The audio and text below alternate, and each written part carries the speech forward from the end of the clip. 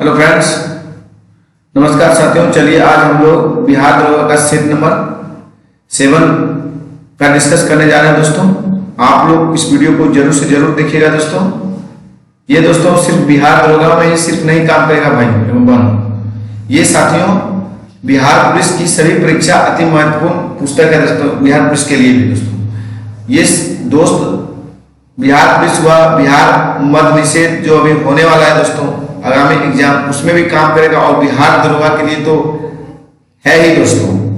लेकिन वो भी भाई बहन देख सकते हैं जो बिहार मद्य निषेध बने और जो आगामी बिहार पुलिस भरिएगा, उनके लिए भी ये दोस्तों बेहद ही महत्वपूर्ण टॉपिक होने वाला दोस्तों। और साथियों साइंस का दृष्टि बुक से दृष्टि का जो क्विक बुक आता है दोस्तों, उसका एपिसोड 1-1 घंटा का बायोलॉजी चैप्टर अपलोड किया जा रहा है एग्जाम्पल 91 चैनल पर। साथियों आप लोगों को अगर ये वीडियो अच्छा लगता है दोस्तों तो प्लीज चैनल को सब्सक्राइब कीजिएगा, और वीडियो अगर अच्छा नहीं लगे साथियों तो वीडियो को चैनल को सब्सक्राइब नहीं कीजिएगा दोस्तों। और दोस्तों अगर हर एक चीज का अगर आप पीडीएफ पाना चाहते हैं साथियों तो एग्जाम्पल 91 टेलीग्राम में सर्च कीजिए, वहां से ज्वाइन हो जाइए टेलीग्राम में दोस्तों। वहां से आप पीडीएफ लीजिए और बनाइए अपने से, और दोस्तों देखिए कि कितना नंबर आ रहा है दोस्तों। उसके बाद वीडियो से आप आंसर को मिला लीजिए साथियों। चलिए हम वीडियो को स्टार्ट करते हैं दोस्तों।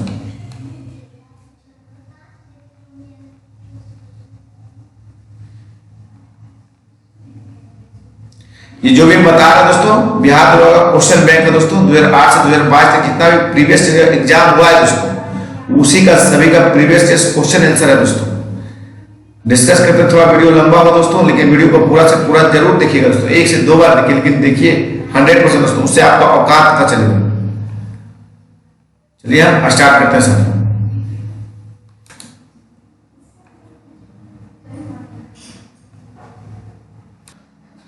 चलिए साथियों क्वेश्चन नंबर 1 देखते हैं हम लोग। आई से आई कनक्यूराइड किसने कहा था? देखिए दोस्तों आई से आई कनक्यूराइड किसने कहा था दोस्तों?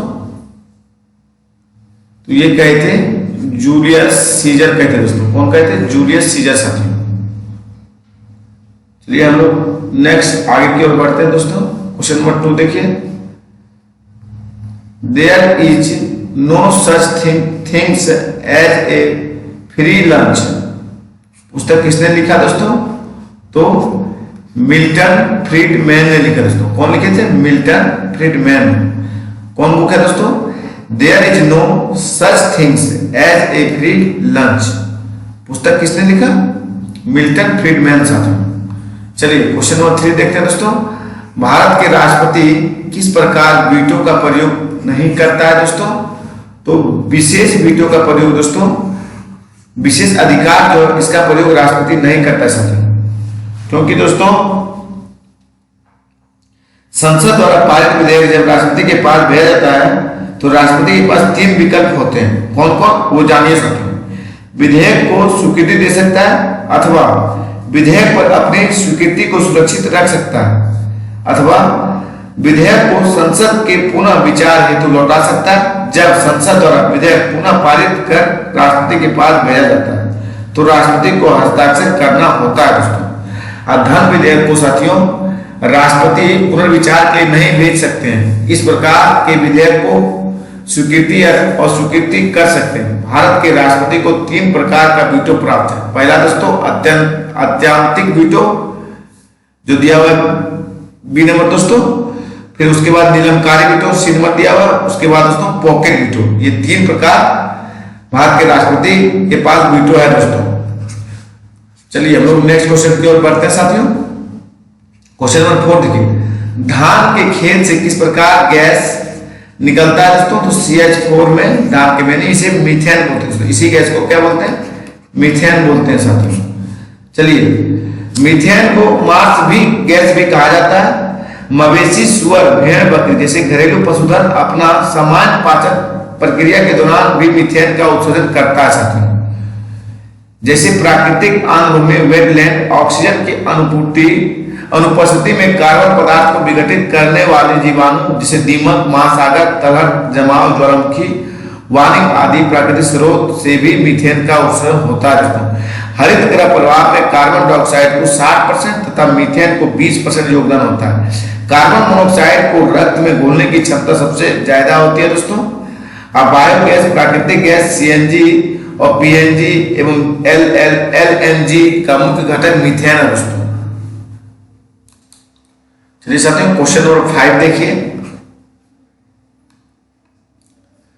जर्मनी की आधिकारिक मुद्रा क्या है दोस्तों? आप सभी भाई बहनों को मालूम होगा, यूरो जर्मनी की आधिकारिक मुद्रा है दोस्तों। चलिए कुछ पॉइंट को देखते हैं हम लोग। यूरोपीय संघ के 20 देशों की मुद्रा यूरो है। यूरो को अपनाने वाला 20वां देश क्रोएशिया है दोस्तों। जर्मनी को यूरो मुद्रा का इंजन कहा जाता है। किर्गिस्तान की मुद्रा सोम है दोस्तों। इंडोनेशिया की मुद्रा रुपया है। और फिलीपींस की मुद्रा दोस्तों पेसो है। अब मालदीव की मुद्रा क्या है दोस्तों? रुपया है। चलिए हम लोग नेक्स्ट क्वेश्चन के चलते हैं दोस्तों। देखिए ये मैथ है, बना लीजिएगा। 15 गुना 7 कीजिए दोस्तों। देखिए बता देते हैं। 15 गुना 7 बराबर जो आएगा दोस्तों 105 आएगा। उसके बाद दोस्तों 8 गुना 6.5 प्लस दोस्तों 8 गुना 8.5 करके इसमें घटा दीजिएगा साथियों। और जो आंसर आएगा दोस्तों देखिए 8 गुना 6.5 गुना करेंगे दोस्तों तो 5.2 प्लस 68 आएगा दोस्तों इधर। माइनस कितना होगा? 105 होगा दोस्तों। माइनस 105 होगा साथियों। इसको घटा दिए तो कितना आया दोस्तों? आपका 52 प्लस 68 माइनस 105 बराबर हो जाएगा 15 दोस्तों। आपका आंसर क्या होगा? 15 साथियों। चलिए हम लोग नेक्स्ट क्वेश्चन की ओर बढ़ते हैं दोस्तों। क्वेश्चन नंबर 7 देखिए। निम्न में से वाक्य के स्थान पर उचित विकल्प चुनिए। देखिए इसमें कितना घंटा है? 1 2 3 4 5 दोस्तों। इसमें देखिए 1 2 3 4 5 इसमें भी, इसमें 3 है दोस्तों। 1 2 3 है दोस्तों। तो अगली बार कौन सा आएगा दोस्तों? तो इसमें अभी त्रिभुज बन जाएगा दोस्तों। क्या बनेगा? त्रिभुज दोस्तों। चलिए हम लोग नेक्स्ट क्वेश्चन की ओर बढ़ते हैं साथियों।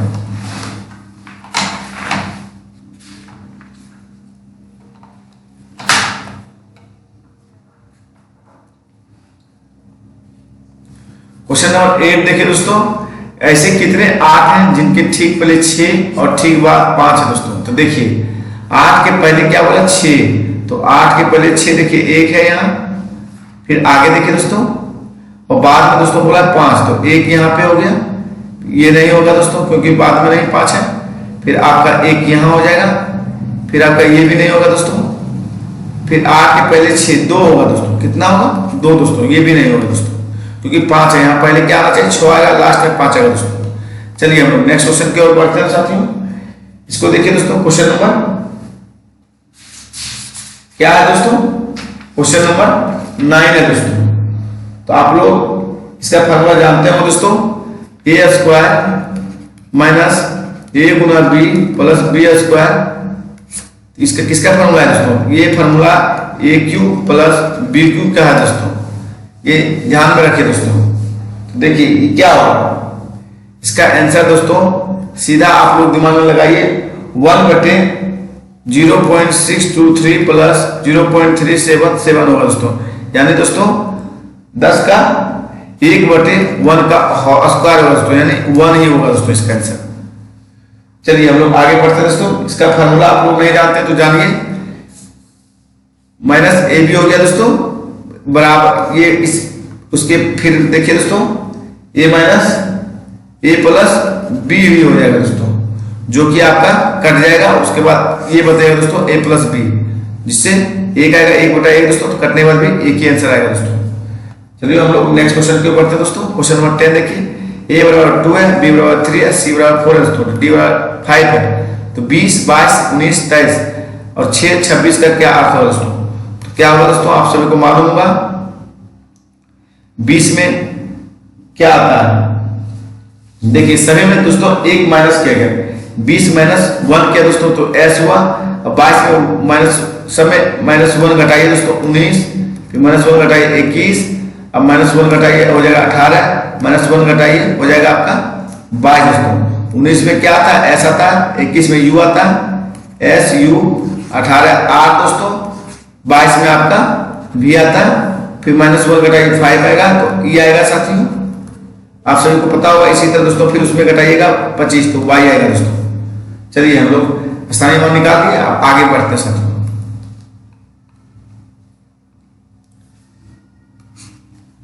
चलिए दोस्तों, अब बकाना नहीं है दोस्तों, आराम से डील करते हैं, थोड़ा हमें प्रैक्टिस लिखने का नहीं है दोस्तों, इसलिए थोड़ा लिखने में प्रॉब्लम हो जाता है। क्या बोला, ए गुना का अर्थ ए का बी भाई है दोस्तों, बी का भाई कौन है दोस्तों, ए है, और ए माइनस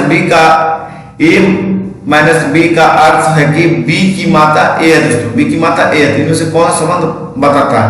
तो देखिए दोस्तों, आप लोग जानते होंगे इसको, हल्का है दोस्तों, आर गुना क्यू बराबर ये दर्शाएगा दोस्तों। चलिए हम लोग आगे बढ़ते हैं। क्वेश्चन नंबर 12 देखिए दोस्तों, घड़ी की कीमत 30% वृद्धि करने पर 10% की छूट दी जाती है, तब विक्रेता को कितना प्रतिशत लाभ होगा दोस्तों। आप सभी को मालूम होगा दोस्तों, ये किस मास्टर फॉर्मूला बना लीजिए, 30% वृद्धि है, फिर -10% छूट है दोस्तों, तो -30 गुना 10/100 दोस्तों, एक गुना काट दीजिए, 20 हो गया इधर दोस्तों, इधर 3 हो गया दोस्तों, कितना हुआ 17% आंसर आया दोस्तों। इसका फॉर्मूला क्या हुआ दोस्तों, देखिए x minus y minus x गुने वाई बटे 100 दोस्तों, इसे बोलते हैं हम लोग मास्टर फॉर्मूला दोस्तों। चलिए आगे हम लोग बढ़ते दोस्तों। 13 नंबर देखिए, यदि CEIQ का अर्थ एक्स भी RJ है, तब AGRA के लिए क्या कोड होगा दोस्तों, आप सभी को मालूम ही होगा दोस्तों। C का लिखा है क्या x, तो उल्टा है दोस्तों, E का लिखा है आपका भी साथियों, और I का लिखा है R, और Q का लिखा है दोस्तों J। तो विपरीत अक्षर इसी तरह A का क्या होगा विपरीत Z दोस्तों, G का क्या होगा T होगा साथियों, R का क्या होगा R का साथियों आपका I होगा इंडियन रेलवे दोस्तों, और A का आपका उल्टा क्या होगा, आप सभी को मालूम ही होगा दोस्तों, Z होगा। विपरीत करना था दोस्तों, तो देखिए किसमें मिलता है, तो आपका C नंबर मिलता है दोस्तों। चलिए क्वेश्चन नंबर 14 देखिए दोस्तों, यदि 4PQ में 998 जोड़ दिया जाए तब 13Q7 प्राप्त होता है, तो 13 बीच में वाट है दोस्तों, वाट 13Q7 बराबर 11 से विभाजित किया जाए तो P प्लस Q का मान क्या होगा दोस्तों। तो आप लोग इसको समझिए, देखिए 1 प्लस साथियों आप लोग एक एक करके जोड़िए, 1 प्लस Q और फिर साथियों माइनस, देखिए 1 प्लस Q माइनस 3 प्लस 7 दोस्तों, क्योंकि फिर इसमें जुड़ेगा, तो 1 प्लस Q बराबर -10 है दोस्तों। तो क्या है Q बराबर आपका हो जाएगा दोस्तों 11 हो जाएगा दोस्तों, 10 है इधर जाएगा तो साथियों प्लस हो जाएगा, तो 11 Q बराबर हो गया दोस्तों 9 हो जाएगा, Q बराबर दोस्तों 9 हो गया। उसके बाद आप साथियों समीकरण को निकालिए,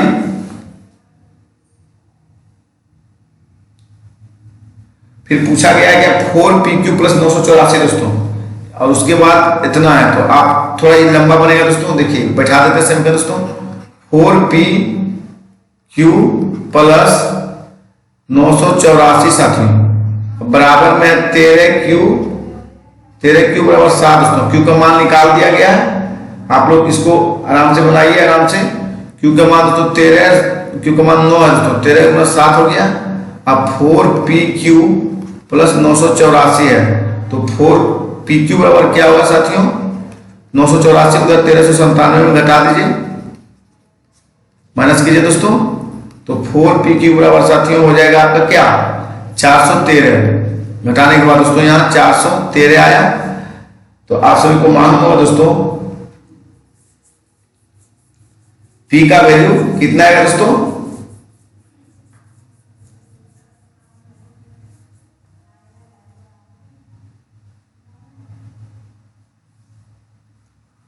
P का वैल्यू साथियों 1 आएगा, 1 आएगा दोस्तों, तो P प्लस Q बराबर दोस्तों 1 प्लस 9 बराबर 10 हो जाएगा दोस्तों, आंसर A होगा दोस्तों। चलिए हम लोग नेक्स्ट की ओर बढ़ते दोस्तों। क्वेश्चन नंबर 15 दोस्तों, 20 मिनट में घंटे को सुई कितने डिग्री पर घूमेगा दोस्तों। तो देखिए इसको घुमाना है दोस्तों, 1 मिनट में घंटे के सुई की चाल 0.5 डिग्री है दोस्तों। तो 20 मिनट में क्या होगा, 20 मिनट दोस्तों 0.5 से गुना कर देंगे दोस्तों, तो हो जाएगा आपका 10 डिग्री दोस्तों। पॉइंट उड़ा देंगे दोस्तों, तो हो जाएगा आपका 1 शून्य काट देंगे, तो यानी 10 डिग्री हो जाएगा साथियों। चलिए हम लोग आगे बढ़ते हैं। क्वेश्चन नंबर 16 देखिए, यदि एक संख्या तब उसके 2/3 का योग 90 है, तो तब बड़ी संख्या क्या होगी दोस्तों, आपका 54 होगा दोस्तों। क्या होगा, 54। देखिए बना देते हैं। बोला 2/3, एक संख्या मान लीजिए आप, संख्या x माने और 2/3 बोला, तो क्या होगा, तो 2x + 3 बराबर आपका 90 है दोस्तों। आप लोग बना लीजिए अपने से। तो 3x + 2x बटे 3 बराबर 90, तो 5x बराबर 90 गुना 3 दोस्तों, 18 × 5 = 90, यानी x बराबर दोस्तों 54 आंसर हो जाएगा आपका। देखिए ये आंसर है दोस्तों। चलिए 17 देखिए, यदि वर्ग की लंबाई में 1% की त्रुटि हो जाए, तब वर्ग के क्षेत्रफल को कितने % त्रुटि की जाएगी दोस्तों। तो आप सभी भाई बहनों को मालूम होगा दोस्तों, त्रुटि का सवाल दोस्तों बनाइए। 1 + 1 + 1 गुने 1 बटे 100 दोस्तों, यानी 2 + 0.1 साथियों, क्या आएगा, 2 × 0.1 आंसर आएगा दोस्तों। इसलिए 2 आंसर इसका होगा दोस्तों। चलिए हम लोग आगे बढ़ते हैं दोस्तों। क्वेश्चन नंबर 18 देखिए, यदि एक कार की चाल 36 किलोमीटर घंटा है, तब एक बस उससे 40 मीटर आगे है। यदि कार 20 सेकंड में बस 60 मीटर पीछे कर देता है, तब बस की चाल क्या होगा दोस्तों। आप लोग इसको भी थोड़ा समझिए। पहले चाल है दोस्तों, इसे किलोमीटर में, इसे मीटर में चेंज कर लेते हैं दोस्तों। 36 को मीटर में चेंज करेंगे दोस्तों, तो 5 × 18 से गुना करेंगे, 18 × 36 दोस्तों, यानी 10 मीटर प्रति सेकेंड हो गया दोस्तों। तो अब चलिए बनाते हैं। बस की चाल हम मानते हैं x दोस्तों, तो 20 सेकेंड में कितना चलता है, 10 - x बराबर दोस्तों 40 मीटर आगे है। और दोस्तों पहले से 60, उसको 1 मिनट पीछे करेगा 60 मिनट दोस्तों। तो देखिए 10 - x बराबर दोस्तों, यानी हो जाएगा 5 दोस्तों। तो x बराबर आपका हो जाएगा उधर दोस्तों 5 मीटर दोस्तों, 5 मीटर प्रति सेकेंड साथियों। अब इसको दोस्तों किलोमीटर में चेंज कर दिए, 5 गुने 18 बटे 5 दोस्तों, यानी 18 आ गया दोस्तों। इसको किस में चेंज करना है, किलोमीटर में। पूरा आंसर किलोमीटर में दिया गया दोस्तों, इसलिए आपका आंसर 18 किलोमीटर होगा दोस्तों। चलिए आगे बढ़िए हम लोग। निम्नलिखित आकृति में वाट के स्थान पर क्या आएगा, आप लोग देखिए दोस्तों, 3 303 9 है दोस्तों। इसी तरह हर एक सेल में दोस्तों 3 बिंदु गायब हो रहा है, आप लोग ये ध्यान दीजिए। उसमें 6 बिंदु है दोस्तों, इसमें 4 हुआ, इसमें 2 हुआ, इसमें 3 था, 2 हुआ। अभी क्या होगा दोस्तों, आप सभी भाई बहनों को मालूम होगा दोस्तों, अभी 1 होगा दोस्तों। क्या होगा, 1 दोस्तों। प्रत्येक सेल में एक एक पंक्ति भाग रहा है। चलिए हम लोग नेक्स्ट क्वेश्चन की ओर बढ़ते हैं दोस्तों। क्वेश्चन नंबर 20 देखिए, यदि y बराबर x - x², तो x³ और x4 प्लस वाट है दोस्तों, इन्फिनिटी है, तब x बराबर क्या होगा दोस्तों। इसको बनाइए दोस्तों, ये थोड़ा लंबा बनेगा दोस्तों, इसलिए इसका आंसर बता देते हैं दोस्तों, b होगा। आप लोग ट्राई कीजिएगा, नहीं बनेगा तो फिर बना देंगे दोस्तों। चलिए 21 देखिए दोस्तों, यदि एक पेड़ की छाया उसकी लंबाई का √3 गुना है, तब उन्नयन कोण क्या होगा दोस्तों। इसको देखिए, आप एक समकोण बनाइए दोस्तों, बना लिए A B और C दोस्तों, 90 डिग्री का कोण बना लिए। पेड़ की लंबाई 1 मीटर है दोस्तों, और छाया की लंबाई कितना है, √3 मीटर दोस्तों। तो क्या होगा, tan थीटा बराबर दोस्तों, tan थीटा बराबर आपका हो जाएगा AB बटे BC दोस्तों, लंब बटे आधार, यानी tan थीटा बराबर हो गया 1 बटे √3 दोस्तों। तो क्या होगा, tan थीटा बराबर tan 30 डिग्री दोस्तों। तो थीटा बराबर आपका 30 डिग्री आंसर आया दोस्तों। चलिए हम लोग नेक्स्ट क्वेश्चन की ओर बढ़ते हैं दोस्तों। कौन सा पूर्ण वर्ग है, तो आप सभी को मालूम है दोस्तों, इसमें 16,641 पूर्ण वर्ग है दोस्तों। कितना का वर्ग है, तो 129 का वर्ग है दोस्तों। 129 गुना 129 कीजिएगा, तो आपका ये है दोस्तों। बात बाकी दोस्तों सभी गलत है। चलिए 22 देखिए दोस्तों, 1 बटे x + 1 1 + 1 बटे x + 2 बराबर 2 बटे x + 10 दोस्तों। तो x का मान क्या होगा, आप सब इसको थोड़ा बना लीजिए दोस्तों। आप लोग इसका कर लीजिए दोस्तों, ले लीजिए एलसीएम दोस्तों, एलसीएम ले लिए, क्या आएगा x+2 plus x minus x plus 1 दोस्तों, तो क्या हो जाएगा ऊपर दोस्तों 2x+3 बटे, आप सभी को मालूम होगा दोस्तों x² प्लस 3x प्लस 2 हो जाएगा नीचे दोस्तों बराबर 2 बटे x प्लस 10 दोस्तों। चलिए हम लोग बनाते हैं इसको, क्रॉस मल्टीप्लिकेशन कर देंगे दोस्तों 2x² प्लस 6x प्लस 4 दोस्तों, इधर हो जाएगा 2x² प्लस दोस्तों इधर हो जाएगा दोस्तों आपका 23x दोस्तों, 10 दूनी 20 और फिर 3 से होगा दोस्तों, तो 23x प्लस 30 हो जाएगा साथियों, आप सभी को मालूम होगा। तो दोस्तों 2x गया दोस्तों, इधर लाएंगे तो बचेगा 23 में 6 दोस्तों 18x बराबर आपका 17x दोस्तों, 17x बराबर आपका बचेगा माइनस 26 दोस्तों, तो x हो गया माइनस 26 बटे 17 दोस्तों। कौन सा आंसर है देखिए ये वाला है दोस्तों। चलिए हम लोग आगे बढ़ते हैं दोस्तों, क्वेश्चन नंबर 24 देखते हैं।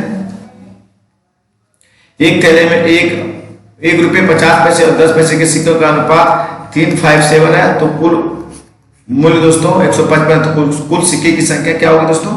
चलिए हम लोग बनाते हैं, रुपया लिखते हैं पहले दोस्तों, फिर आप पैसा लिखिए 50, 1 रुपया 50 पैसा और दोस्तों 10 पैसा सब अनुपात में है दोस्तों, और संख्या कितना है दोस्तों, संख्या लिखिए, सबका संख्या दोस्तों 3 है, 5 है और 7 है दोस्तों, ये देख समझिएगा। और मूल्य क्या है दोस्तों, मूल्य हो गया आपका 3 रुपया, इसका हो गया दोस्तों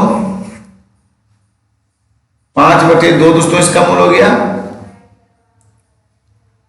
यानी 50 पैसा दोस्तों तो 1 रुपया बनाएंगे 5 रुपया, तो 5/2 हो गया, इसका दोस्तों 7/10 हो गया मूल्य दोस्तों। अब इसको यूनिट में कन्वर्ट कर लेते हैं दोस्तों, तो इधर हो गया दोस्तों 30, एलसीएम लेते हैं तो 30 प्लस 5/2 प्लस 7/10 दोस्तों, क्या होगा एलसीएम अगर लेते हैं 10 बराबर दोस्तों, तो 30 25 7 दोस्तों, यानी हो गया 63/10 दोस्तों, बराबर कितना हो गया 155। तो आप लोग बना लीजिए 63 बराबर 155 गुने 10, 63 5 15 दोस्तों 25 मरते में कट जाएगा साथियों, x बराबर 25 यूनिट 1 यूनिट बराबर दोस्तों 25 आ गया। पूछ रहा है क्या साथियों कि सिक्कों की कुल संख्या दोस्तों, सिक्कों की संख्या कुल कितना है 5 3 10 5 3 8 7 15 सिक्का है दोस्तों, तो 15 गुना दोस्तों 25 कर दीजिए, कितना आएगा 25 कर देंगे तो आपका हो जाएगा 375 दोस्तों, आपका आंसर आ गया दोस्तों। चलिए हम लोग नेक्स्ट क्वेश्चन की देखिए, आप लोग अगर ये नहीं समझे दोस्तों तो समझिए, 1 रुपए का 3 सिक्का तो 5 पैसे का 50 पैसे का 5 सिक्का तो 5/2 गया, 10 पैसे का 7 सिक्का 10/7 दोस्तों, और उसके बाद एलसीएम लिए और बराबर में दिया था, कुल मूल्य दोस्तों 155 था, यही बराबर में 155 चला साथियों, और आगे जाके इसको काट के दोस्तों 375 लाया, फिर पूरा कुल सिक्का पूछा तो कुल संख्या, तो 15 संख्या सिक्का क्या दोस्तों 15 गुना 25 के 375 हो गया। चलिए हम लोग आगे बढ़ते हैं साथियों, 25 देखिए, क्वेश्चन नंबर 25 लंबा सवाल है दोस्तों, आप लोग डायरेक्ट इसको आंसर बताते हैं दोस्तों, इसको बनाने में वीडियो बहुत लंबा चला जाएगा दोस्तों। चलिए 26 देखते हैं, एक बाग में कुल बत्तख, कुछ बत्तख तक कुछ बकरियां हैं, यदि सिरों की संख्या 58 है तथा पैरों की संख्या 140 है, तब बकरियों की संख्या कितनी होगी दोस्तों। ये थोड़ा बना देते हैं दोस्तों, समझ लीजिए। जैसे देखिए दोस्तों, कुल बकरियों की पैरों की संख्या कितना दोस्तों 140, और साथियों अब सिरों की संख्या कितना है, यदि सिरों की संख्या 58 दोस्तों, तो बकरी और बत्तख मिला के 2 सिर हुआ दोस्तों, 58 गुना 2 कर लीजिए दोस्तों, और दोस्तों संख्या में कितना है पूछ रहा है, किसका बकरियों की संख्या कितनी है, तो दोस्तों बकरी की संख्या पूछा दोस्तों, तो बत्तख का पैर कितना होगा 2 होगा दोस्तों, निकाल लीजिए 140 माइनस कितना हो गया 116 बटे 2 दोस्तों, तो हो गया 24/2 यानी 12 साथियों। चलिए हम लोग आगे बढ़ते हैं दोस्तों, नहीं तो दोस्तों इसको दूसरे ढंग से बनाना है तो देखिए इस तरह बनाइए। मान लीजिए समीकरण दोस्तों बतख x मान लिए और बकरी को y मान लिए, क्या हो जाएगा दोस्तों x प्लस वाई बराबर 58। और पैरों की संख्या मान लीजिए दोस्तों बतख का 2 पैर का 2x और बकरी का 4 पैर तो 4y बराबर आप मान लीजिए 140 दोस्तों। इसको समीकरण पे भी मानिए दोस्तों तो उतने ही आएगा लेकिन लंबा बनेगा दोस्तों। चलिए हम लोग आगे बढ़ते हैं। 27 देखिए निम्नलिखित में कौन सा कथन सही है। दोस्तों इसमें सभी पूर्णांक संख्या प्राकृतिक संख्या नहीं होती है दोस्तों, क्योंकि दोस्तों इन्फिनिटिव -2 -1 के बाद तो 0 फिर 1 2 3 4 इन्फिनिटी तक चलता है दोस्तों। इसलिए ये सभी धनात्मक ऋणात्मक और शून्य से मिलकर बनी संख्या पूर्णांक संख्या होती है दोस्तों। इसलिए ये सभी पूर्णांक संख्या प्राकृतिक संख्या नहीं होती है दोस्तों। चलिए हम लोग आगे बढ़ते हैं दोस्तों।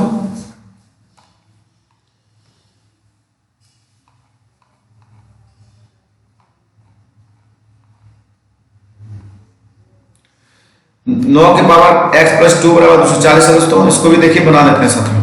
आप लोग थोड़ा वीडियो लंबा होगा दोस्तों, आप लोग जरूर देखिए दोस्तों। 1 घंटा की वीडियो लग जाएगा बनाने में दोस्तों, आधा घंटा मैथ में ही लगे दोस्तों। मैथ का क्वेश्चन बहुत ज्यादा था साथ में। चलिए हम इसको बनाते हैं। देखिए 9 के पावर x प्लस 2 बराबर 240 प्लस 9x दिया दोस्तों। क्या होगा 3 के स्क्वायर कर देंगे दोस्तों, x प्लस 2 हो जाएगा, ये 4 हो जाएगा दोस्तों। आप लोग समझिएगा। फिर दोस्तों 240 प्लस 3 के स्क्वायर 2x कर देंगे साथ में, इतना हो गया।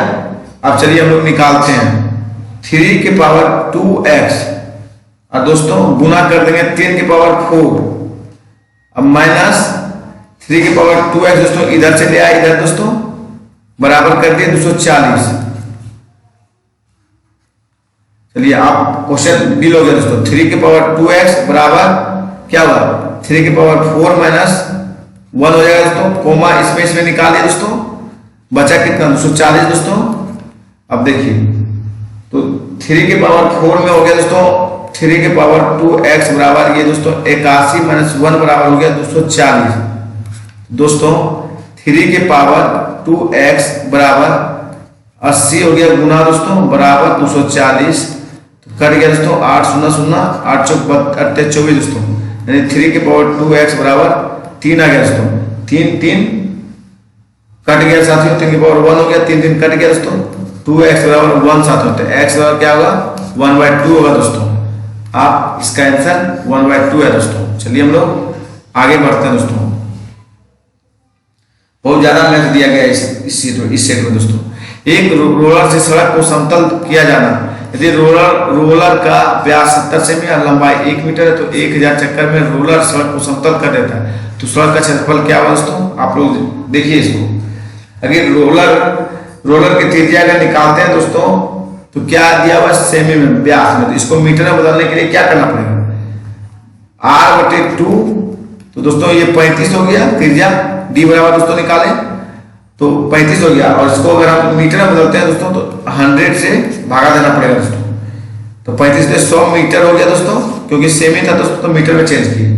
और सड़क का क्षेत्रफल निकाला दोस्तों, और रोलर की लंबाई 1 मीटर दिया हुआ दोस्तों, तो आप लोग देखिए सड़क की क्षेत्रफल होगा दोस्तों 2πr/h दोस्तों। तो देखिए बैठाते हैं डायरेक्ट दोस्तों, 2 गुने 22 + 7 गुने r का मान दोस्तों 1 है, h का मान कितना है 1000 वर्ग किलोमीटर दोस्तों।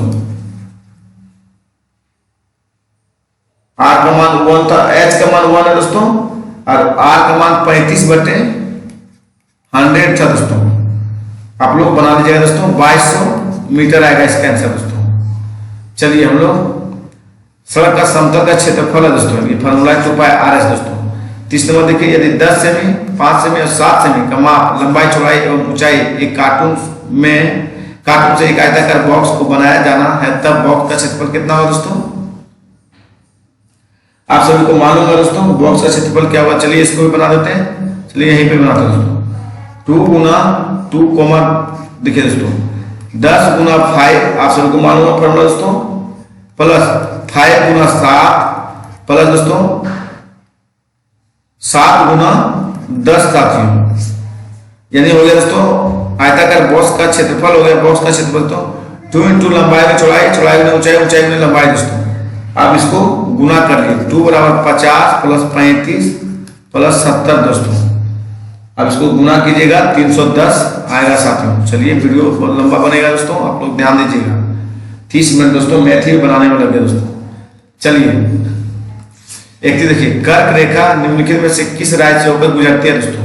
किस राज्य से होकर गुजरती है?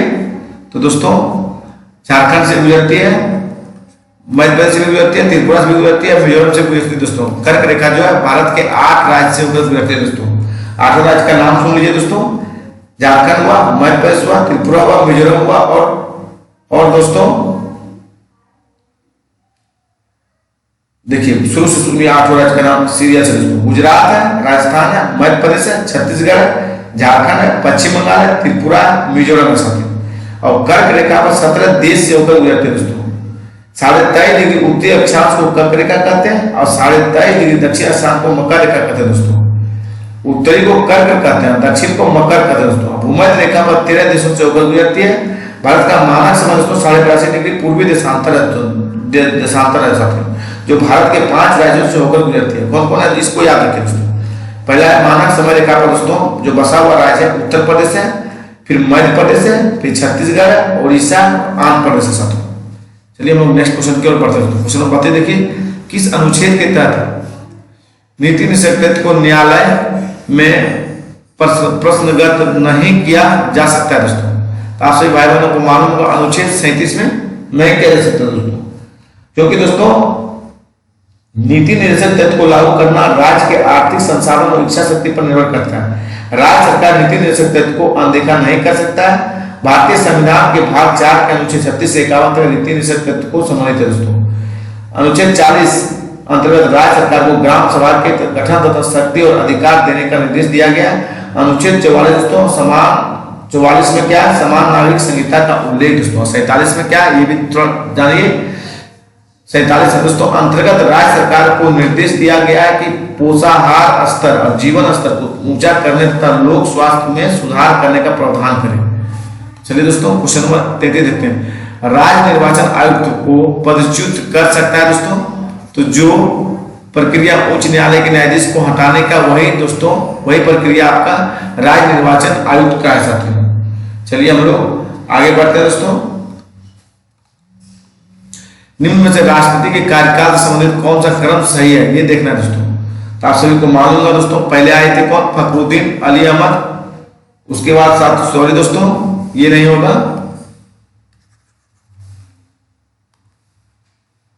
पहले आए थे फखरुद्दीन अली अहमद दोस्तों, कार्यकाल पहले इनका। उसके बाद दोस्तों इनका कार्यकाल भी जाने दोस्तों 1974 से कितना? 1974 से साथियों 1977 तक है दोस्तों। उसके बाद देखिए ज्ञानी जेल सिंह फिर आए दोस्तों, इनका कार्यकाल भी जानिए दोस्तों 1982 से लेके 87 तक है दोस्तों। फिर दोस्तों आर वेंकट रमन आए, इनका भी कार्यकाल जानिए साथियों, इनका है दोस्तों 1987 से लेके 92 तक है दोस्तों।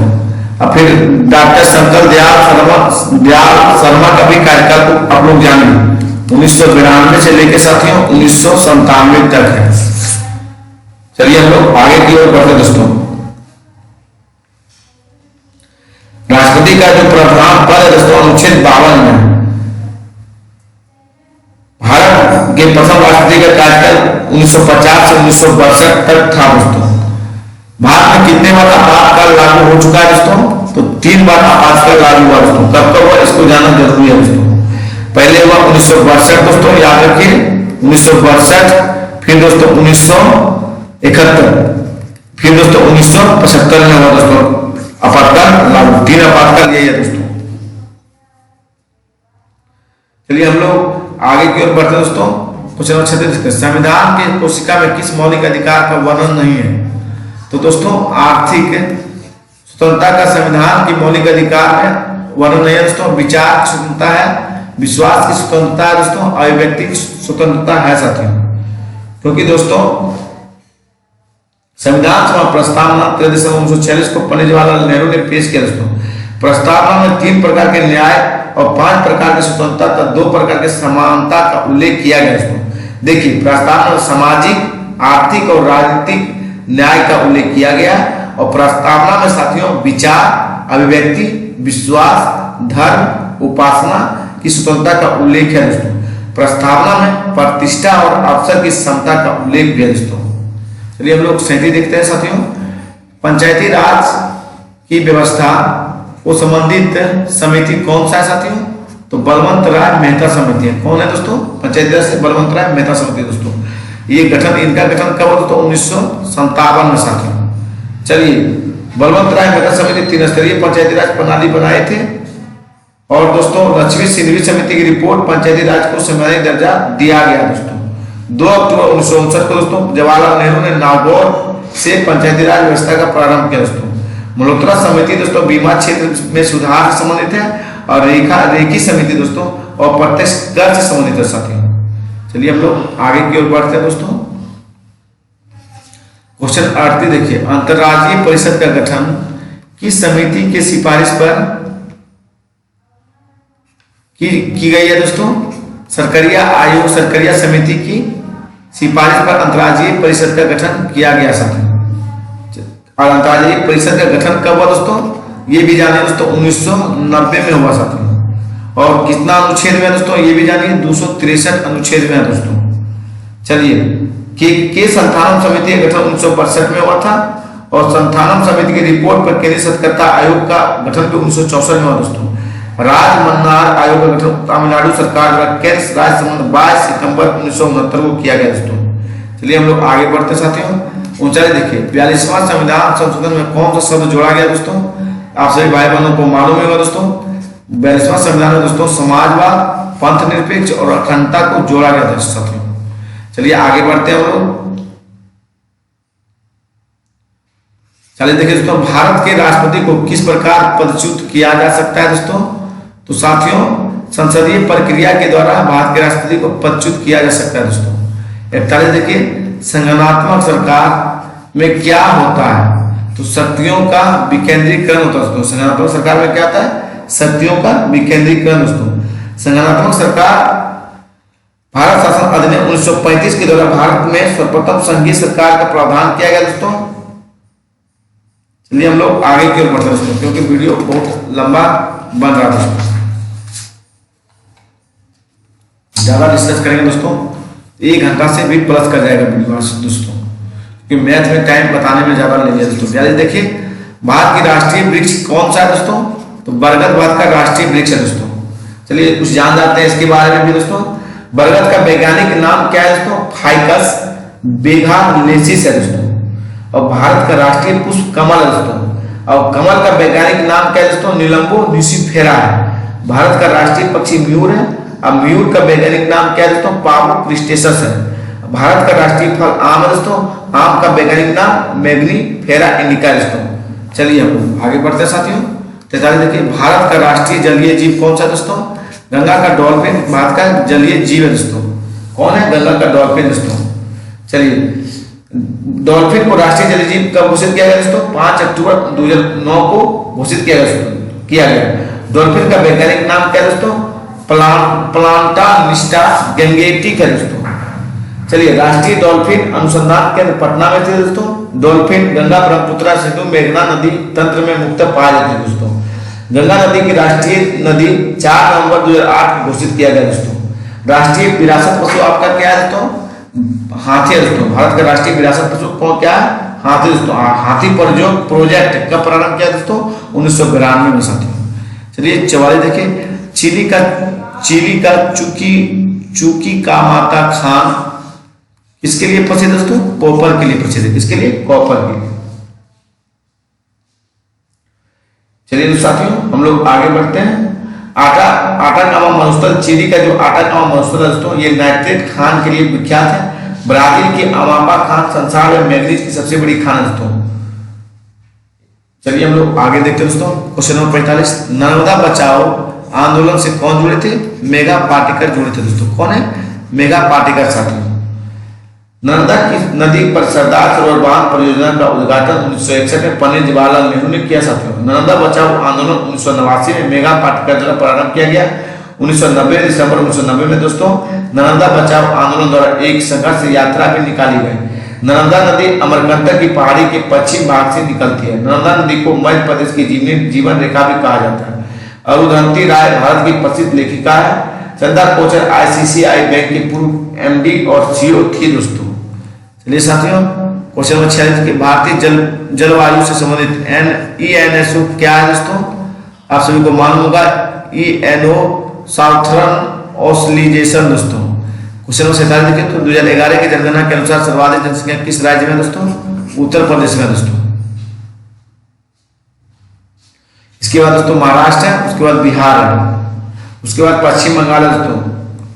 48 देखिए दोस्तों, 48 निम्नलिखित में उचित मिलान करना है। तो उचित मिलान करना है दोस्तों, तो चलिए देखिए टिहरी बांध कहाँ है दोस्तों? आप सभी भाई बहनों को मालूम होगा उत्तराखंड में टिहरी बांध दोस्तों। सरदार सरोवर आपका गुजरात में है, और दोस्तों तुंगभद्रा बांध आपका कर्नाटक में, हीराकुंड बांध दोस्तों उड़ीसा में। लगातार है साथियों। चलिए हम लोग आगे नेक्स्ट देखते हैं दोस्तों।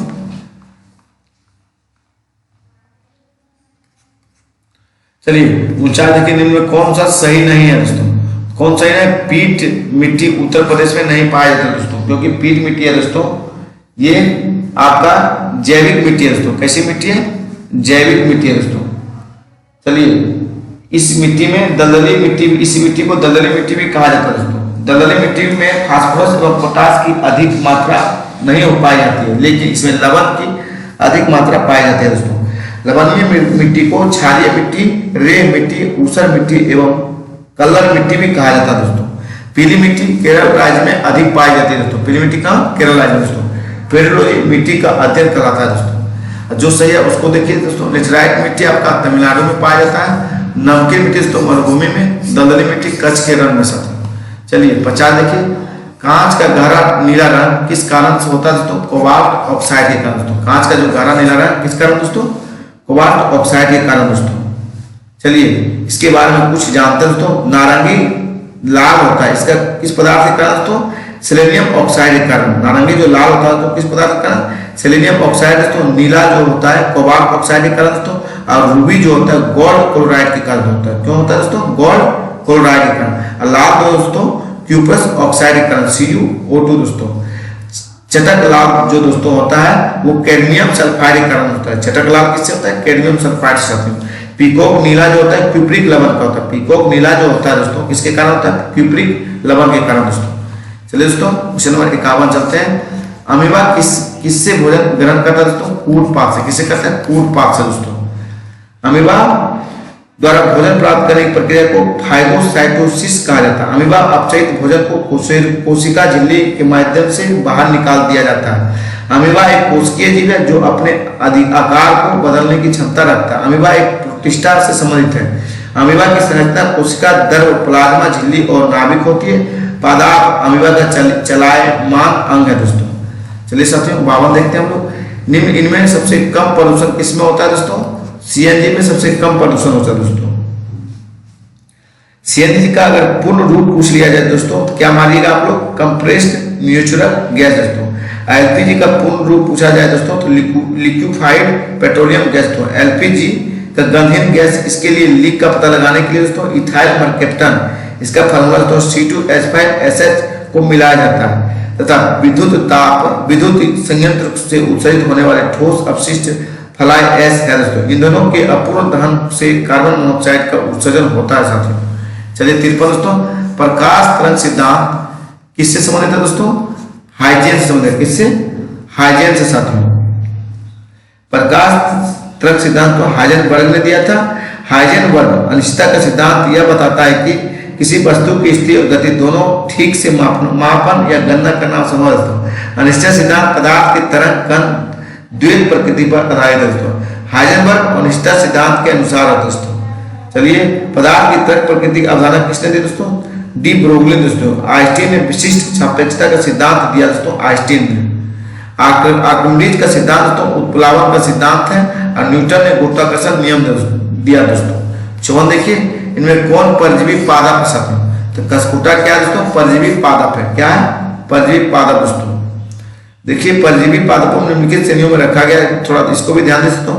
पूर्ण स्तंभ परजीवी जो होता है दोस्तों कौन कौन होते हैं? अमरबेल और कसकुटा एक पूर्ण स्तंभी परजीवी दोस्तों। आंशिक स्तंभ परजीवी कौन है दोस्तों? विकास, एल्बम और बांदा आंशिक तथा परजीवी के उदाहरण दोस्तों। पूर्ण मूल परजीवी कौन दोस्तों? ओरेबेको, सिस्टेट, एस्ट्राइगा और रिप्लेसिया इसके प्रमुख उदाहरण दोस्तों। आंशिक मूल परजीवी कौन दोस्तों? चंदन का पेड़ एक आंशिक मूल परजीवी है दोस्तों। पुष्पीय पादपों में नियोटिन, मेनोट्रोपा और साइकोडस प्रमुख मृतोपजीवी पादप है दोस्तों। डेसेरा और नेफेंथिस और डायनिया दोस्तों और यूट्रिकुलेरिया आदि प्रमुख कीटभक्षी पादप है दोस्तों। कसकुटा में क्लोरोफिल के अभाव में इसके चुस्कांक तने में चुस्कांक परपोषी के तने में प्रवेश कर इसके संवहन उत्तक से संबंध स्थापित कर जल और भोजन पदार्थ का अवशोषण करते हैं दोस्तों। चलिए 55 देखिए साथियों, अमलगम क्या है दोस्तों? अमलगम आपका एक तरल पारा मिश्रित धातु है। क्या है? एक तरल पारा मिश्रित धातु है दोस्तों। अमलगम एक मिश्रण का घटक पारा निश्चित रूप से होता है। पारा को क्विक सिल्वर भी कहते हैं। क्या कहते हैं दोस्तों? क्विक सिल्वर पारा को। पारा का मुख्य अयस्क सिनेवार है। पारा कमरे के ताप पर द्रव अवस्था में पाया जाता है, लेकिन पारा का अपेक्षित घनत्व अगर पूछे दोस्तों, अपेक्षित घनत्व तो 13.6 होगा साथियों। पारा क्षणों यानी बेस व जल में कोई अभिक्रिया नहीं करता है। पारा का उपयोग वायुदाबी, तापमापी आदि बनाने में सूचकांक के रूप में किया जाता है दोस्तों। चलिए 56 देखिए, डीएनए किसे पाया जाता है दोस्तों? तो केंद्रक में डीएनए पाया जाता है दोस्तों। Deoxy ribo nucleic acid DNA को बोलते हैं दोस्तों। डीएनए में पॉलीन्यूक्लियोटाइड्स का बहुलक होता है। डीएनए श्रृंखला हाइड्रोजन बंध से बनी होती है। डीएनए आरएनए संश्लेषण को अनुलेखन ट्रांसक्रिप्शन करते हैं। कोनवर नसों परक नली में डीएनए का संश्लेषण किया। यूरेसिल नामक पायरिमिडीन नाइट्रोजन बेस आरएनए में पाया जाता है। डीएनए आनुवंशिक गुणों को एक संतति से दूसरी संतति में तक ले जाता है दोस्तों। चलिए अब लोग आगे बढ़ते हैं साथियों। क्वेश्चन नंबर 57 देखिए दोस्तों, यदि किसी वस्तु का समय दुगुना कर दिया जाए तो उसकी गतिज ऊर्जा कितने प्रतिशत बढ़ जाएगी साथियों? आप सभी को मालूम है दोस्तों, 300% बढ़ जाएगी दोस्तों। चलिए 58 देखिए दोस्तों, दांत के निर्माण में किस तत्व की सर्वाधिक भूमिका होती है दोस्तों? कैल्शियम की सर्वाधिक भूमिका होती है दोस्तों। इनेमल सबसे कठोर पदार्थ है दोस्तों। दांत मुख्यतः कैल्शियम फॉस्फेट और कैल्शियम कार्बोनेट का बना होता है। दांत के 4 प्रकार दोस्तों। एक पहला है कृदंत जिसे हम इंसिजर बोलते हैं, फिर रत्नक दोस्तों जिसे हम कैनाइन बोलते हैं, और फिर तीसरा है दोस्तों अग्र चवर्णक जिसे प्री मोलर बोलते हैं दोस्तों। और चवर्णक दोस्तों मोलर को कहते हैं। बच्चों में 20 अस्थायी दांत होते हैं दोस्तों। चलिए प्रश्न देखिए दोस्तों, प्रति चुंबकीय पदार्थ को चुंबकीय प्रकृति कैसी होती है दोस्तों? ऋणात्मक होती है। चुंबकीय पदार्थ में चुंबकीय प्रकृति कैसी होती है? ऋणात्मक साथियों। चलिए दोस्तों हम लोग आगे बढ़ते हैं। क्वेश्चन नंबर 60 देखिए, 60 में क्या बताया जा रहा है? इनमें से कौन टेक्यूपोलिमर्स एंजाइम का स्रावन करते हैं दोस्तों? एस्चेरिया कोलाई। कौन है दोस्तों? टेक्यूपोलिमर्स एंजाइम का स्रावन कौन करते हैं? एस्चेरिया कोलाई दोस्तों। थर्मोफाइल में पाया जाता है। टेक्यूपोलिमर्स एक एंजाइम है दोस्तों जो थर्मोफाइल में पाया जाता है। चलिए हम लोग आगे बढ़ते हैं। एक्शन देखिए, संतोष ट्रॉफी का संबंध किससे है दोस्तों? फुटबॉल से। किससे? फुटबॉल से। भारत का सबसे पुराना फुटबॉल कप डुरंड कप दोस्तों। डुरंड कप की शुरुआत 1888 ईस्वी में हुई थी। रोबस्ट cup, BC Roy trophy, Subroto Mukherjee cup, Ashutosh Mukherjee trophy, Merdeka cup आदि फुटबॉल से संबंधित है दोस्तों। फीफा कप फुटबॉल का सबसे बड़ा आयोजन है दोस्तों। वाकर कप और सर्किट कप और राइडर कप और Dunhill Cup, Prince of Wales Cup golf खेल से संबंधित है दोस्तों। चलिए हम लोग आगे बढ़ते हैं दोस्तों। वर्षन देखिए, दोषपूर्ण शिक्षा प्रणाली का प्रतिफल क्या है दोस्तों? युवा शांति। क्या है? युवा शांति दोस्तों। शिक्षा नीति देश की भविष्य का निर्धारण करते हैं दोस्तों। भारत में प्रथम शिक्षा नीति 1968 में लाया गया था और नई शिक्षा नीति फिर 1986 में आया दोस्तों, और तीसरा दोस्तों 2020 में लाया गया। जो कस्तूरबा समिति की रिपोर्ट पर राष्ट्रीय शिक्षा नीति 2020 बनाया गया साथियों। 63 देखिए दोस्तों, वस्तु संयोग स्थानापन्न का उदाहरण क्या दोस्तों? पेन और स्याही वस्तु संयोग स्थानापन्न का उदाहरण है साथियों। चलिए हम लोग सेशन को समाप्त करने की कगार पर जल्दी स्पीड बढ़ाते हैं थोड़ा दोस्तों। 64 के, जब समाज सभी नियमों को मापदंडों के साथ पालन करता है तो उसे क्या कहते हैं दोस्तों? सामाजिकरण कहते हैं। क्या कहते हैं? उसे सामाजिकरण कहते हैं दोस्तों। 65 देखिए, एक प्रकाश वर्ष बराबर होती है दोस्तों 9.46 × 10⁻15 मीटर होता है दोस्तों। एक प्रकाश वर्ष किसके बराबर होता है? 9.46 × 10⁻15 मीटर दोस्तों। अगर एक पार्सेक पूछे दोस्तों तो 3.08 में उसके पास 16 मीटर यानी 3.26 प्रकाश वर्ष दोस्तों। पार्सेक फिर प्रकाश का फिर खगोलीय मात्रा तो एक नाभिक मील दोस्तों 1.852 किलोमीटर होता है साथियों। चलिए हम लोग नेक्स्ट क्वेश्चन बढ़ते हैं दोस्तों। 66 देखिए, रुद्रदामन से संबंधित कौन सा अभिलेख है दोस्तों? जूनागढ़ अभिलेख है। कौन सा अभिलेख है? जूनागढ़ अभिलेख साथियों। शक शासकों में महानतम शासक रुद्रदामन प्रथम है। रुद्रदामन का जूनागढ़ अभिलेख भारत में विशुद्ध रूप से संस्कृत भाषा का प्रथम अभिलेख है दोस्तों। इस अभिलेख में रुद्रदामन को तर्कशास्त्र, दर्शन और संगीति में निपुण बताया गया है। रुद्रदामन के जूनागढ़ अभिलेख में सुदर्शन झील के जीर्णोद्धार का उल्लेख भी हुआ दोस्तों। ऐहोल अभिलेख रविकीर्ति द्वारा रचित है। प्रयाग प्रशस्ति हरिसेन द्वारा रचित है साथियों। चलिए दोस्तों, मंगल पांडे का संबंध किस इन्फेंट्री से दोस्तों? आप सभी भाई बहनों को ये मालूम होगा 24 इन्फेंट्री से संबंधित है दोस्तों। मंगल पांडे बैरकपुर के 24 नेटिव इन्फेंट्री से सैनिक थे। मंगल पांडे का संबंध उत्तर प्रदेश के बलिया से था दोस्तों। मंगल पांडे ने 29 मार्च 1857 को एनफील्ड राइफल का प्रयोग करने से इनकार किया और मंगल पांडे को गिरफ्तार से बचने के लिए गोली चलाई, जिसमें अंग्रेज ऑफिसर मारा गया। मंगल पांडे को फांसी कब हुआ दोस्तों? 8 अप्रैल 1857 को हुआ। मंगल पांडे 1857 सैनिक विद्रोह शहीद होने वाले प्रथम नायक थे दोस्तों। और 10 मई 1857 को मेरठ में 1857 का सैनिक विद्रोह शुरू हुआ दोस्तों। और सब देखिए दोस्तों, चतुर्थ बौद्ध संगीति किसके शासनकाल में हुआ दोस्तों? आप सभी को मालूम होगा कनिष्क के शासनकाल में दोस्तों। कहाँ हुआ? कुंडल कस्बे में हुआ तो आप प्रथम शताब्दी में हुआ साथियों। स्वराज पार्टी का संबंध निम्नलिखित में किस व्यक्ति से है दोस्तों? सीआर दास से। किससे दोस्तों? सीआर दास से स्वराज पार्टी का संबंध दोस्तों। और स्वराज पार्टी का गठन कब हुआ दोस्तों? 1923 में दोस्तों। अब कौन गठन किया दोस्तों? सीआर दास और मोतीलाल नेहरू ने दोस्तों स्वराज पार्टी का गठन किया। चलिए हम लोग आगे बढ़ते हैं दोस्तों। 70 देखिए, सांप्रदायिक निर्वाचन का जनक किसे कहा जाता है दोस्तों? लॉर्ड मिंटो को सांप्रदायिक निर्वाचन का जनक कहा जाता है साथियों। किसे कहा जाता है? लॉर्ड मिंटो को। भारत परिषद अधिनियम 1909 के द्वारा प्रत्येक निर्वाचन मंडल का प्रावधान मुसलमानों के लिए किया गया दोस्तों। 16 अगस्त 1932 को दोस्तों रेमजी मैकडोनाल्ड ने सांप्रदायिक पंचायत का घोषणा किया। इसके द्वारा हिंदू दलितों को बांटने का प्रावधान किया गया। 24 सितंबर 1932 को गांधी अम्बेडकर ने पुणे पैक्ट किया दोस्तों। चलिए 71 देखिए दोस्तों, इनमें से कौन सुमेलित है? तो भारत परिषद अधिनियम 1892 प्रतिनिधि सरकार की स्थापना दोस्तों। ये सुमेलित है दोस्तों। माले मिंटो केंद्र में द्वैत शासन, ये गलत है दोस्तों। आप सभी को मालूम होगा दोस्तों, क्योंकि दोस्तों चलिए आगे बढ़ते हैं दोस्तों। ज्यादा डीप जाएंगे दोस्तों तो टाइम बहुत ज्यादा लग जाएगा सेट दोस्तों। राष्ट्रीय ध्वज का डिजाइन किसने तैयार किया दोस्तों? आप सभी को मालूम होगा दोस्तों, पिघली बकैया किए थे। कौन किए थे? पिघली बकैया दोस्तों। और झंडा गीत का श्यामलाल पार्षद गुप्त ने तैयार किया दोस्तों। मैडम भिकाजी कामा ने सर्वप्रथम विदेश जर्मनी में भारतीय तिरंगा झंडा फहराया दोस्तों। अगस्त 1907 में मैडम कामा ने जर्मनी में स्टुटगार्ट में झंडा फहराई। कांग्रेस को अनौपचारिक रूप से सर्वप्रथम झंडा 1906 में कलकत्ता में फहराया। लाहौर कांग्रेस अधिवेशन 1929 में पंडित जवाहरलाल नेहरू ने झंडा फहराया दोस्तों। 26 जनवरी 1930 को संपूर्ण देश को सर्वप्रथम स्वाधीनता दिवस मनाया गया। अब 22 जुलाई 1947 को संविधान सभा ने तिरंगा झंडा को स्वीकार किया दोस्तों। 73 देखिए साथियों,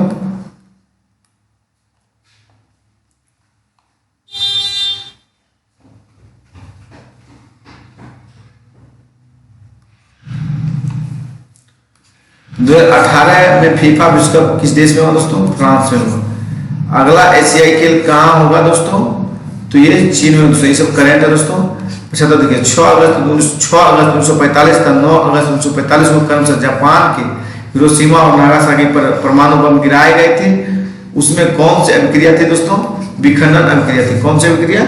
विखंडन अभिक्रिया था साथियों। क्षेत्र देखिए, अलकनंदा और भागीरथी नदी कहाँ पर मिलती है दोस्तों? तो देव प्रयाग में अलकनंदा और भागीरथी नदी मिलती है साथियों।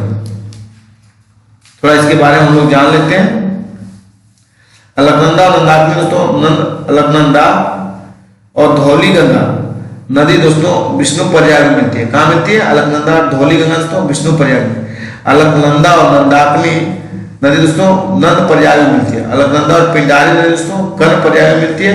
अलकनंदा और मंदाकिनी नदी दोस्तों रुद्र प्रयाग में मिलती है। अलकनंदा और मंदाकिनी कहाँ मिलती है? रुद्र प्रयाग में। उपरोक्त 5 स्थानों को पंच प्रयाग के नाम से जाना जाता है दोस्तों। पंच प्रयाग उत्तराखंड राज्य से संबंधित है दोस्तों। चलिए क्वेश्चन नंबर 77 देखिए दोस्तों, जगोटा त्रिकोण से संबंधित है। जगोटा किससे संबंधित है दोस्तों? त्रिकोण से। कहाँ है? दक्षिण कोरिया, वियतनाम और जापान है दोस्तों।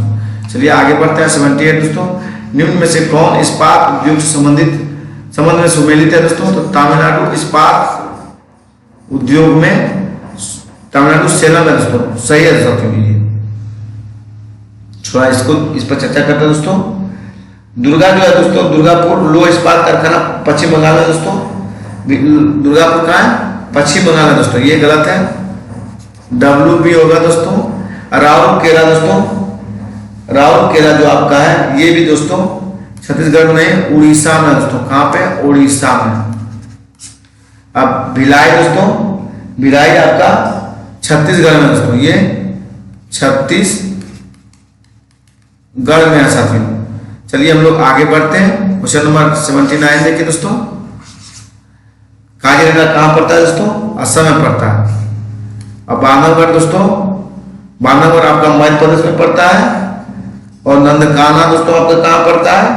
उड़ीसा में दोस्तों। कहाँ पड़ता है? उड़ीसा में साथियों नंदकाना। मेलघाट दोस्तों महाराष्ट्र में पड़ता है। कहाँ पड़ता है? महाराष्ट्र में। चलिए ये है साथियों। चलिए हम लोग आगे बढ़ते हैं फास्टली दोस्तों। दूध सागर जलप्रपात कहाँ है दोस्तों? गोवा में। कहाँ पड़ता है? दूध सागर जलप्रपात गोवा में साथियों। कुछ राष्ट्रीय उद्यान पर चर्चा कर लेते तो दोस्तों तो थोड़ा अच्छा लगता है। देखिए गिर राष्ट्रीय पार्क कहाँ है? गुजरात में। गिर कहाँ है? गुजरात में। बांदीपुर नेशनल पार्क कहाँ है? कर्नाटक में। पंचमढ़ी अभयारण्य कहाँ है? मध्य प्रदेश में। नागरहोल राष्ट्रीय उद्यान कहाँ है? कर्नाटक में। सुल्तानपुर झील अभयारण्य कहाँ है? हरियाणा में। पाखल वन्यजीव अभयारण्य कहाँ है? तेलंगाना में। कान्हा किसली नेशनल पार्क कहाँ है? मध्य प्रदेश में। किशतवाड़ा नेशनल पार्क कहाँ है? जम्मू कश्मीर से। मानस राष्ट्रीय उद्यान कहाँ है? असम में। और दुधवा राष्ट्रीय उद्यान कहाँ है? तो उत्तर प्रदेश में। चलिए जलप्रपात पर कुछ चर्चा करते दोस्तों। दूध सागर जलप्रपात गोवा में स्थित है। ये मान लिया दोस्तों क्वेश्चन को। दूध सागर जलप्रपात मांडवी नदी पर स्थित है। चित्रकूट जलप्रपात छत्तीसगढ़ में इंद्रावती नदी पर स्थित है दोस्तों। गरसोपा जलप्रपात दोस्तों शरावती नदी कर्नाटक में स्थित है। गरसोपा जलप्रपात को जोग जलप्रपात या महात्मा गांधी जलप्रपात के नाम से भी जाना जाता है साथियों। शिव समुद्रम जलप्रपात तो कर्नाटक में कावेरी नदी पर स्थित है। कुचिकल जलप्रपात साथियों बराही नदी पर कर्नाटक में स्थित है। अब गोकक जलप्रपात साथियों गोकक नदी पर कर्नाटक में स्थित है। होंडू जलप्रपात दोस्तों स्वर्ण रेखा नदी पर झारखंड में स्थित है। चलिए हम लोग आगे बढ़ते हैं। 81 दोस्तों, नामचिक नामफुक कोयला क्षेत्र कहाँ स्थित है दोस्तों? अरुणाचल प्रदेश में। कहाँ पर है? अरुणाचल प्रदेश में। चलिए हम लोग आगे बढ़ते हैं दोस्तों। भारत में कोयला खनन वाणिज्यिक आधार 1774 ईस्वी में दामोदर नदी के पश्चिमी किनारे पर रानीगंज क्षेत्र में निकाला गया दोस्तों। भारत में 98% कोयला तो गोंडवाना प्रकार का है। भारत सरकार द्वारा कोयला खान राष्ट्रीयकरण अधिनियम 1973 में लाया गया दोस्तों। चलिए साथियों, कोल इंडिया लिमिटेड स्थापना 1975 में किया गया दोस्तों। कोयला आच्छादित पत्थर परतदार चट्टानों से प्राप्त होता है दोस्तों।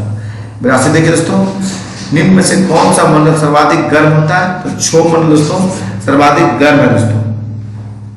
अक्षोभ मंडल में दोस्तों, अक्षोभ मंडल को हम लोग क्या कहते हैं? अधो मंडल भी कहते हैं, सम्मान मंडल भी कहते हैं और निचली मंडल के नाम से भी जाना जाता है दोस्तों। सभी प्रमुख प्रकार वायुमंडलीय घटनाएं क्षोभ मंडल में ही होते हैं। क्षोभ मंडल के तापमान की गिरावट दोस्तों 165 मीटर की ऊंचाई पर 1 डिग्री सेल्सियस की होती है।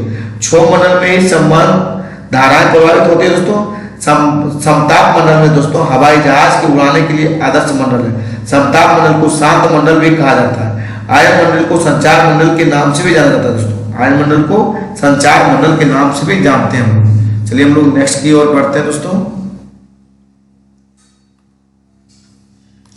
कर्नाटक और महाराष्ट्र में अवस्थित पश्चिमी घाट को क्या कहते हैं दोस्तों?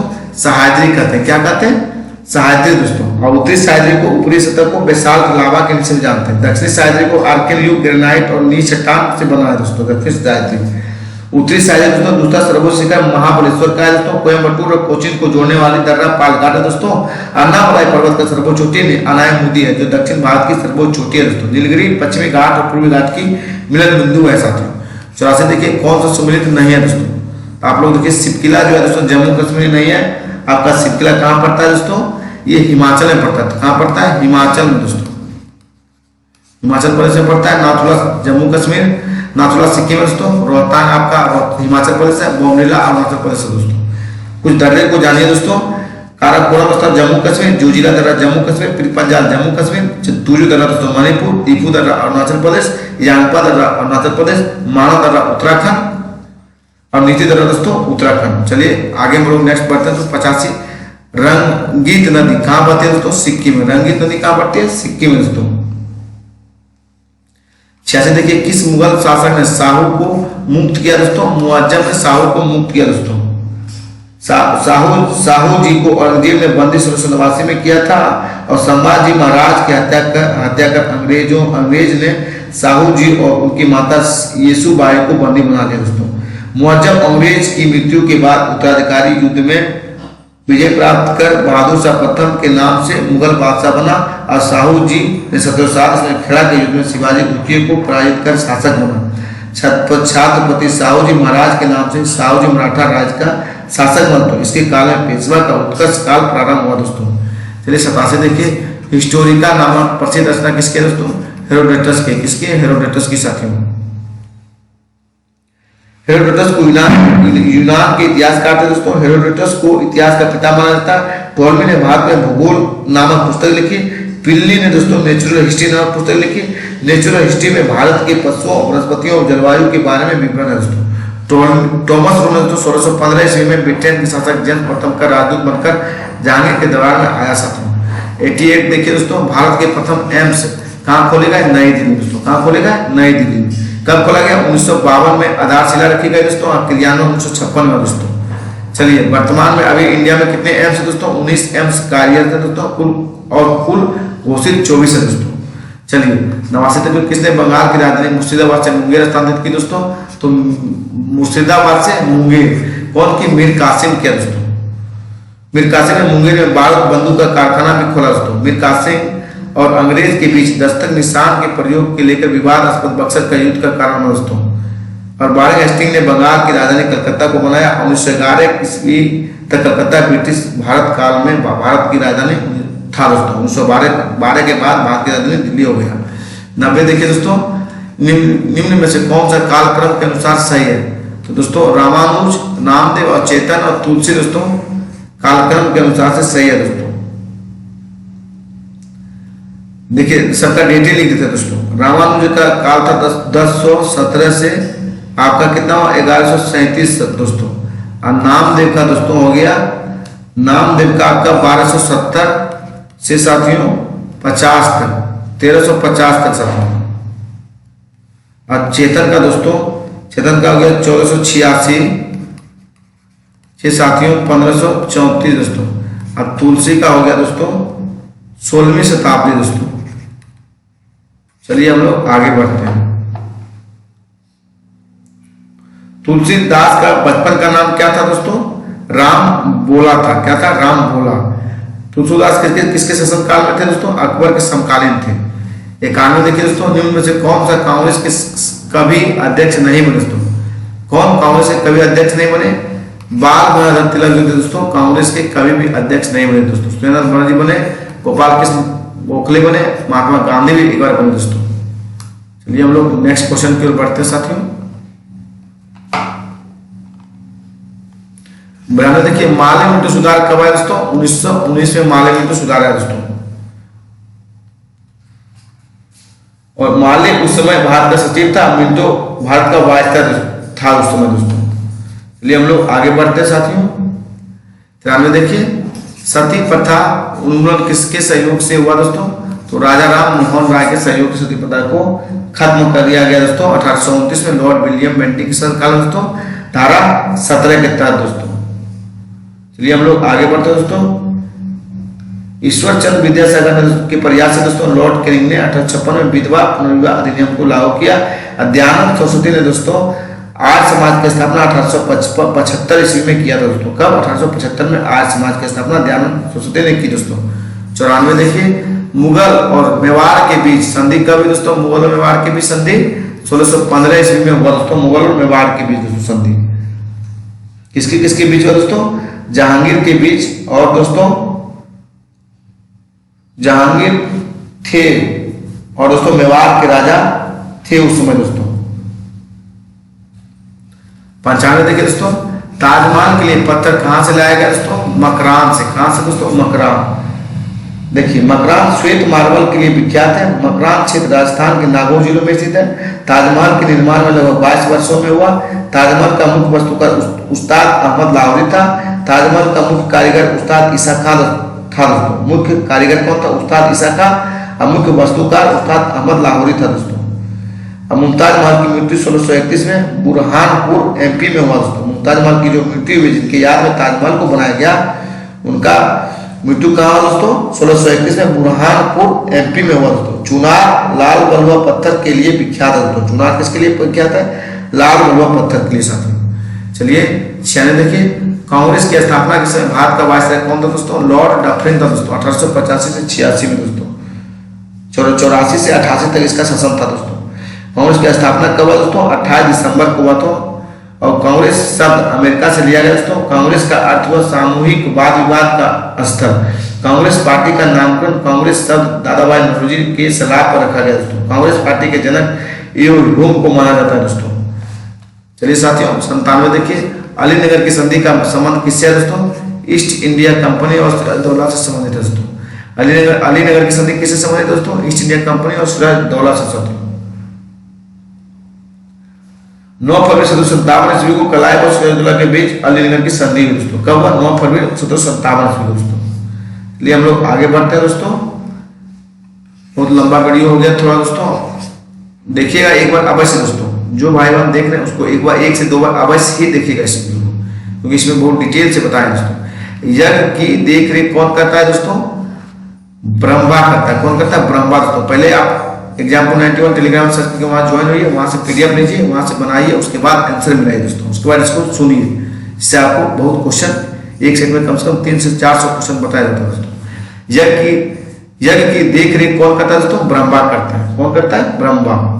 ब्रह्मा पुरोहित अथर्ववेद से संबंधित है दोस्तों। ब्रह्मा पुरोहित यज्ञ के निरीक्षक होते हैं।